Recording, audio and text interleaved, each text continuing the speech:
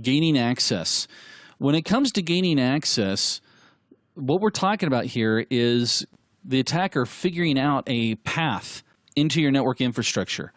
And he's going to look at things such as getting in via your network, getting in via an operating system, or even possibly via an application.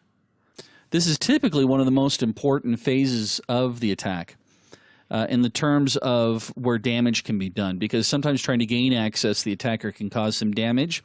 Sometimes doing something like a denial of service attack, it's not necessarily to deny service, it's to cause something to take place, an overload, if you will, on that particular machine so that I can then gain access.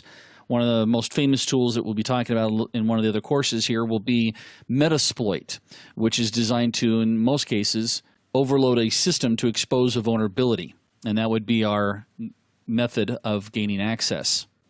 Now, there are different factors that can actually affect the chances of an attacker getting into your getting into the target system, which would include configuration of the target system, the skills of the attacker, the architecture, as well as the initial permissions that are given to a user when access is obtained.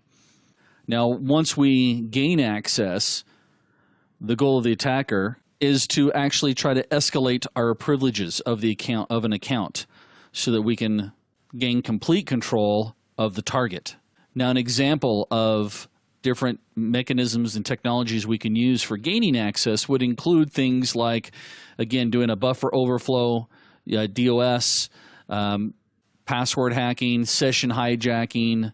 I can even go through and stop a service, and stopping that service could actually open up a vulnerability.